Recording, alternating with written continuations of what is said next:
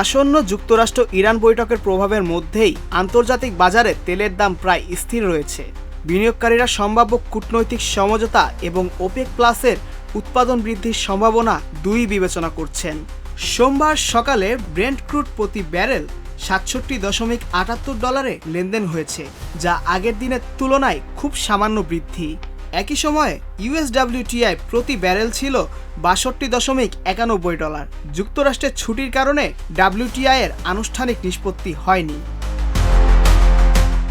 গত সপ্তাহে তেলের দাম কিছুটা কমেছিল, কারণ প্রেসিডেন্ট ডোনাল্ড ট্রাম্প জানিয়েছিলেন ওয়াশিংটন ও তেহরানের মধ্যে আগামী 1 মাসের মধ্যে চুক্তি হতে পারে। এই আশায় বাজারে সরবরাহ বাড়ার সম্ভাবনা তৈরি হয়েছিল, যা দামের উপর প্রভাব ফেলেছিল। যুক্তরাষ্ট্র ও ইরান মঙ্গলবার জেনেভায় দ্বিতীয় দফা আলোচনায় বসছে। পারমাণবিক বিরোধ সমাধান, সামরিক উত্তেজনা এড়ানো এবং অর্থনৈতিক চুক্তি, বিশেষ করে জ্বালানি, খনি ও বিমান খাত এ আলোচনার মূল বিষয়। তবে বিশ্লেষকরা মনে করছেন দুই পক্ষই গুরুত্বপূর্ণ শর্তে অনড় থাকায় দ্রুত চুক্তি হওয়ার সম্ভাবনা কম। ব্যর্থ হলে সামরিক উত্তেজনা বাড়ার আশঙ্কাও রয়েছে। অপরদিকে ওপেক প্লাস এপ্রিল থেকে তেল উৎপাদন বাড়ানোর পরিকল্পনা করছে, যা গ্রীষ্মে চাহিদা বাড়ার প্রেক্ষাপটে সরবরাহ নিশ্চিত করতে সাহায্য করবে।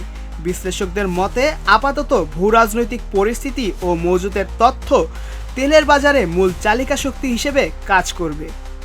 মোহাম্মদ সেজান, প্রজন্ম 24।